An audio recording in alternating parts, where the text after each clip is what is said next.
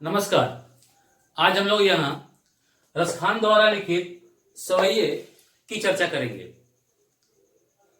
सवैये एक वार्णिक छंद होता है जिसमें 4 चरण होते हैं और प्रत्येक चरण में 22 से 26 वर्ण होते हैं। और हिंदी साहित्य में रसखान के सवैये बहुत ही प्रसिद्ध हैं और यह ब्रज भाषा का बहुत ही प्रिय छंद है। रसखान भक्ति काल के प्रसिद्ध कृष्ण भक्त कवि हैं। इन्होंने कृष्ण और कृष्ण के प्रति उनसे जुड़े हर एक वस्तु स्थान से अपना लगाव रखते हैं और एक भक्त सिर्फ अपने आराध्य का ही सानिध्य नहीं चाहता है, बल्कि आराध्य से जुड़े हर एक वस्तु के साथ अपना सानिध्य चाहता है। वह हर एक हाल और काल में उनके संपर्क में रहना चाहते हैं।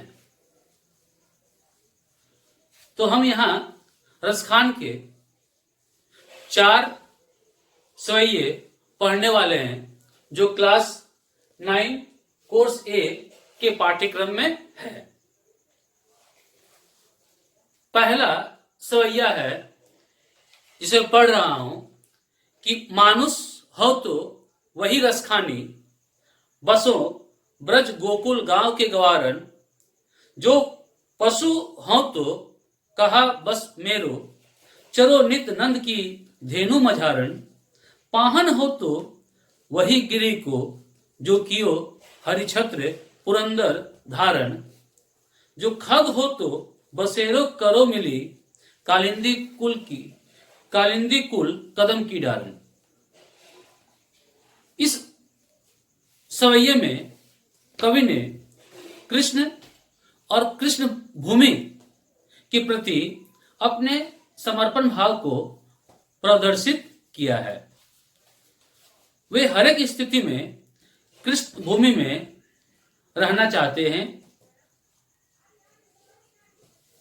उनका जन्म चाहे किसी भी रूप में क्यों ना हो, वे नहीं चाहते कि वे कृष्ण भूमि से, कृष्ण से अलग हो। वे कहते हैं कि मानुष हो तो वही रसखानी, यदि मनुष्य के रूप में जन्म हो तो वहीं पर ब्रज गोकुल गांव के ग्वारण, यानी ब्रज में, गोकुल में, गांव के ग्वारण के बीच, ग्वालों के बीच, जिनके साथ श्री कृष्ण गाय चराने जाते थे। फिर कहते हैं कि जो पशु हो तो, यदि पशु के रूप में जन्म लेना हो, ये जन्म हो, कहा बस मेरो, तो वो मेरे बस में कहां है। जब पशु के रूप में जन्म लेंगे हो तो चाहते हैं कि चरो नित नंद की धेनु मझारण, तो वह नंद के गायों के बीच चरना पसंद करेंगे, चरना चाहेंगे, जिन गायों को लेकर श्री कृष्ण चराने जाते हैं। उसके बाद है कि पाहन हो तो वही गिरी को, यदि पत्थर के रूप में वे इस पृथ्वी पर आए, इस संसार में आए, तो वह उस गिरी का अंश बनना चाहते हैं जिसे श्री कृष्ण ने इंद्र के प्रकोप से बचाने के लिए अपने उंगली पर उठाया था और ग्रामवासियों को, अपने भक्तों को बचाया था। तो रसखान उसी गोवर्धन पर्वत का हिस्सा बनना चाहते हैं। जो खग हो तो बसेरो करो मिली, यदि पक्षी के रूप में जन्म लूं तो मुझे बसने का, रहने का मौका मिले। कहां? कालिंदी कुल, कालिंदी का अर्थ यमुना, कालिंदी का अर्थ यमुना, अकुल का अर्थ किनारा, किनारा। तो कालिंदी कुल, यमुना नदी के किनारे कदम की डारन, जो कदम का पेड़ है उस पेड़ की डाली पर, यानी एक पक्षी के रूप में वो यमुना नदी के किनारे कदम के डाली पर, कदम की डाली पर रहना पसंद करेंगे, क्योंकि श्री कृष्ण ने उस पेड़ पर चढ़कर ही अपनी लीलाएं की थी। इस तरह से इस सवैये में कवि ने कृष्ण भूमि के प्रति, कृष्ण के प्रति अपने समर्पण भाव को दर्शाया है। दूसरे सवैये में कवि ने कृष्ण और कृष्ण से संबंधित, कृष्ण से जुड़ी हर एक वस्तु से अपना संपर्क जोड़ते हैं और उन वस्तुओं को सबसे प्रिय मानते हैं। उन वस्तुओं के लिए, उन चीजों के लिए वे कुछ भी करने को तैयार हैं। तो इसके माध्यम से भी भक्त अपने आराध्य के प्रति अनुराग प्रकट करने की कोशिश करता है, जो यहां रसखान कर रहे हैं। बोल रहे हैं कि या लकुटी और कामरिया। तो लकुटी का अर्थ होता है, लकुटी का अर्थ होता है छड़ी, और कामरिया का अर्थ कंबल। तो कवि कह रहे हैं कि या लकुटी अरु कमरिया पर राज तिहुपुर को तजी डारो। कृष्ण इन्हें इतने प्रिय हैं कि कृष्ण ने जिन छड़ी और कंबल को लेते हैं, उपयोग करते हैं, उसके लिए वे तीनों लोकों के राजपाट को त्यागने के लिए तैयार हैं। यानी इस कंबल और छड़ी के सामने तीनों लोकों का सुख कवि के सामने बहुत ही तुच्छ है। क्यों? क्योंकि एक भक्त के लिए उनका भगवान ही, उनका आराध्य ही सब कुछ होता है। यदि उनका संपर्क मिल जाए,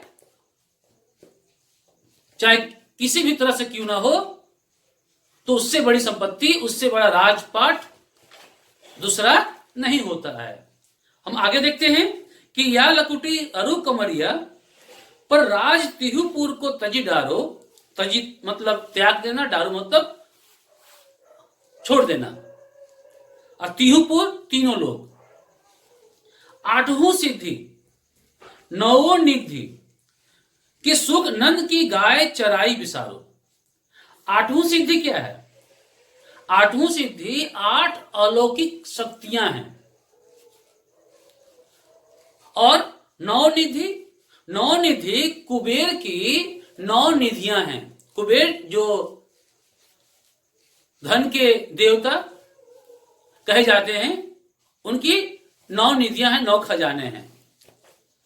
यानी संसार की सबसे बहुमूल्य, तीनों लोकों की, संसार इन तीनों लोकों की सबसे बहुमूल्य वस्तु को भी ईश्वर रसखान नंद की गाय चराई बिसारो, नंद के गाय को चराते हुए भूल जाना चाहते हैं।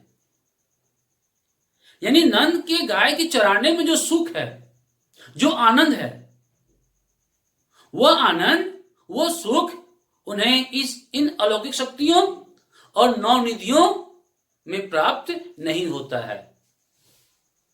तीसरा है रसखान कबो इन आंखों सो ब्रज के वन बाग तड़ाग निहारो। यदि इन आंखों से कुछ देखने का अवसर मिले तो इनकी इच्छा है कि वे ब्रज के वन मतलब वन, जंगल, बाग, बगीचा, तड़ाग, तालाब निहारो, देखना, निहारना, एकटक देखना। यदि इन आंखों से कुछ देखने का मौका मिले, अवसर मिले, तो वे ब्रज के जंगल, बगीचे और तालाब को देखना पसंद करेंगे। क्यों? क्योंकि इसका संबंध, ब्रज का संबंध श्री कृष्ण से है, उनके आराध्य से है। और आराध्य से होने के कारण ये बाग बगीचे, ये जंगल, ये तालाब, हर एक वस्तु उन्हें प्रिय है। इसलिए वे हमेशा इनके आसपास ही रहना चाहते हैं, जिससे इनका दर्शन हो सके, अपने प्रभु की भक्ति में लीन हो सके। कोटिक ए कलधोत के धाम। कोटिक का अर्थ करोड़ों। कलधोत मतलब सोने चांदी के महल, यानी करोड़ों सोने चांदी के महल। कोटिक ए कलधोत के धाम, करील के कुंजन ऊपर वारो। सोने चांदी से बने करोड़ों महल, जिसमें हर एक तरह के सुख साधन मौजूद रहते हैं, किसी बात की कोई कमी नहीं रहती है। इतने विराट सुख को कवि कहते हैं कि करील के कुंजन ऊपर वारो। करील क्या है? करील कांटेदार झाड़ी, जो इतने आपस में लिपटे होते हैं, उलझे हुए रहते हैं कि अलग करना मुश्किल होता है। इस पर पत्तियां नहीं आती है, और पत्तियां नहीं आने के कारण ये कांटेदार दिखाई पड़ती है, और इसके फूल और फल आने पर यह झाड़ी बहुत ही सुंदर दिखाई पड़ती है। तो करील के कुंजन ऊपर वालों, यानी इस कांटेदार झाड़ी के ऊपर वे निछावर करते हैं। यानी करोड़ों सोने चांदी के महल इस करील की झाड़ी के सामने नगण्य है, त्याज्य है। क्यों? क्योंकि इस करील की झाड़ी का सीधा संबंध श्री कृष्ण से है, ब्रजभूमि से है, गोकुल से है। तो इस तरह से इस सवैया में भी कवि ने कृष्ण और कृष्ण से जुड़ी हर एक वस्तु से अपने संबंध को दर्शाया है, और ये बताने की कोशिश की है एक भक्त अपने सिर्फ आराध्य से ही नहीं, बल्कि उनसे जुड़ी हर एक वस्तु से प्रेम करता है, उसका लगाव होता है। तीसरा है, यहां पर श्री कृष्ण के रूप सौंदर्य का वर्णन है, और श्री कृष्ण गोपियों के बीच रहते थे, और गोपियां भी हर समय श्री कृष्ण के सानिध्य में रहना चाहती थी। वह श्री कृष्ण के मंद मुस्कान, उनके रूप पर मोहित थी। वे चाहती थी कि हर समय कृष्ण उनके सामने रहे। इसलिए कभी कभी यदि कृष्ण नहीं होते थे तो आपस में ही किसी को कृष्ण बनाकर उनके सानिध्य को प्राप्त करना चाहते थे। तो यहां पर एक ऐसी घटना का वर्णन है जहां एक गोपी श्री कृष्ण के रूप को धारण करने के लिए तैयार होती है, लेकिन मुरली को अपने अधरों पर, अपने होठों पर धरने के लिए तैयार नहीं होती है। क्या कहती है वो? कि मोर पखा सिर ऊपर राखियों। कि कृष्ण का रूप धारण करते समय, स्वांग करते समय मोर पंखे को, जो श्री कृष्ण का रूप है उसमें मोर पंखा हम देखते हैं, मुकुट के रूप में रहता है, कि मोर पखा सिर ऊपर राखियो, सिर के ऊपर मोर पखा को, मोर पंख को रखूंगी, गूंज की माल गले पहनूंगी, और माला भी श्री कृष्ण की तरह गले में पहन लूंगी। ओढ़ी पीतंबर, पीला वस्त्र भी धारण कर लूंगी, ले लकुटी, छड़ी भी ले लूंगी, बन गोधन, श्री कृष्ण बनकर ग्वारिन संग फिरूंगी, गोपिकाओं के साथ घूमती फिरूंगी। पीला वस्त्र धारण कर, माला पहन, हाथ में छड़ी लेकर, मोर पंखा लगाकर वह गोपी बाकी गोपियों के साथ घूमने के लिए तैयार है, कृष्ण के रूप में रहने के लिए तैयार है। लेकिन क्यों? भाव तो वो ही मेरो, रसखानी, वह मुझे श्री कृष्ण का रूप मुझे बहुत अच्छा लगता है। भाव तो वो ही मेरो, वही मुझे भावते अच्छे लगते हैं। सो तेरे कहे सब स्वांग करूंगी, इसलिए तुम लोगों के कहने पर मैं श्री कृष्ण के नकली रूप को मैं धारण कर लूंगी। कि तेरे कहे तुम लोग कहने पर सब स्वांग करूंगी, उनके रूप को धारण करूंगी। लेकिन या मुरलीधर की अधरान धरी, वह मुरली जो मुरलीधर श्री कृष्ण की अधरों पर रखी हुई होती है, अधरा न धरूंगी। अधरा यानी अधर पर नहीं रखूंगी। यानी हम उनके रूप को धारण कर लेंगे, लेकिन इस मुरली को अपने होठों पर नहीं रखेंगे। क्यों? उसका कारण है, गोपियां मानती हैं कि श्री कृष्ण अपनी बांसुरी के कारण ही, मुरली के कारण ही गोपियों पर ध्यान नहीं देते हैं, उनसे अलग रहते हैं, अपने बांसुरी में ही खोए रहते हैं। यानी इस बांसुरी के कारण ही गोपियां और कृष्ण एक साथ नहीं रह पाते हैं, या श्री कृष्ण ध्यान नहीं देते हैं। तो ये बांसुरी गोपियों को सौतन की तरह नजर आती है, इसे वह अपना सौतन मानती है। इसलिए उनके अंदर सौतिया डाह दिखाई पड़ता है। सौतिया डाह का अर्थ अत्यधिक ईर्ष्यालु। तो यहां पर भी श्री रसखान ने गोपियों के माध्यम से श्री कृष्ण के प्रति अपनी भक्ति को दर्शाया है, और उनके रूप का वर्णन, रूप सौंदर्य का वर्णन यहां किया है, और गोपियों के मनोभावों को भी दर्शाया है। इस मुरली को लेकर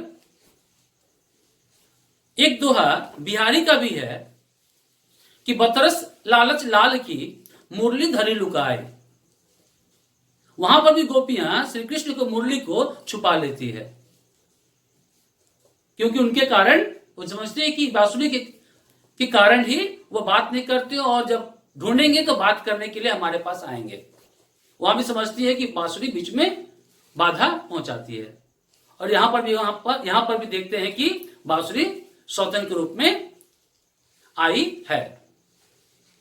अंतिम है कि काननी दे अंगुरी रही, वो कान में अंगुरी डालकर रहेंगे। कब? जब ही मुरली धुनी मंद बजे है। यहां पर इस सवैये में कवि ने श्री कृष्ण की मुस्कान और बांसुरी की आवाज से गोपियों की विवशता को दर्शाया है। यानी श्री कृष्ण की मुस्कान और बांसुरी की धुन इतना असरदार है, इतना मोहक है कि गोपियां खुद को उससे बचने का असफल प्रयास करती हैं, लेकिन बच नहीं पाती हैं। तो बचने के प्रयास में वो क्या करती हैं कि कानने दे अंगुरी रहिबो, जब ही मुरली धुनी मंद बजे है। जब भी श्री कृष्ण मुरली की धुन बजाएंगे और वो धुन धीरे धीरे मंद मंद सुनाई पड़ेगा, तो उससे बचने के लिए गोपियां अपने कानों में उंगली देगी ताकि वो धुन सुनाई ना पड़े। भले श्री कृष्ण मोहनी तानन सो रसखानी अटा चढ़ी गोधन गए हो तो गए हो। कि मोहनी तानन सो बांसुरी बजाने के लिए, बांसुरी के मधुर तान के लिए यदि श्री कृष्ण अटा चढ़ी, कोठी पर भी चढ़ते हैं, कोठी पर चढ़कर भी चढ़ी गोधन यहां श्री कृष्ण के लिए गए तो गए बजाते हैं, गाते हैं, तब भी उनकी आवाज को हम कानों में आने नहीं देंगे, क्योंकि वो जानती है कि एक बार यदि कान में वो मधुर ध्वनि आ जाएगी तो खुद को वश में करना बहुत मुश्किल हो जाएगा। तो ये उस बांसुरी की ध्वनि की विशेषता है, जिससे सिर्फ गोपियां ही नहीं बल्कि ब्रज के पशु पक्षी भी मोहित हो जाते हैं, खो जाते हैं। आगे क्या है मुस्कान को लेकर कि तेरी कहो सिगरे ब्रज लोगनी, काल ही को कितना समझे हो, मायरी व मुख की मुस्कानी, समरे संहारी न जेहे न जेहे न जेहे। यानी श्री कृष्ण की मुस्कान गोपियों को इतना अधिक आकर्षित करती है कि गोपियां अगर एक बार देख ले तो फिर खुद को संभालना बहुत मुश्किल हो जाता है, वो श्री कृष्ण की ओर चल देती है। भले ही लोग उसे पुकारे, टेरी कहो सिगरे ब्रज लोगनी, टेरी मतलब पुकारना, जोर से पुकारना। ब्रज के सारे ब्रज के लोग जोर जोर से पुकारेंगे, कल होकर काल ही को कितना समझोए, कल होकर दूसरे दिन कोई कितना भी समझाए कि ऐसा नहीं करना चाहिए, लेकिन जब भी श्री कृष्ण की मुस्कान वो देखती हैं तो वो विवश हो जाती है श्री कृष्ण की ओर जाने के लिए, वो उस मुस्कान में खो जाती हैं। क्यों? तो अपनी उस विवस्था को यहां पर गोपियां कहती है कि माय रे वा मुख की मुस्कानी, श्री कृष्ण की मुख की मुस्कान संहारी न जेहे न जेहे न जेहे, संभाल नहीं सकती हूं। जब मुस्कान वो देखती हूं तो खुद को संभाल पाना बहुत मुश्किल होता है, इसलिए हम लोग खींचे चले जाते हैं। तो इस सवैया में कवि ने श्री कृष्ण की बांसुरी की धुन और उनकी मुस्कान के प्रभाव को दर्शाया है, और रसखान की भक्ति को भी यहां पर प्रकट किया गया है कि किस तरह से रसखान गोपियों के माध्यम से उस बांसुरी की ध्वनि और श्री कृष्ण की मुस्कान पर मोहित हैं। तो इस वीडियो में इतना ही। धन्यवाद।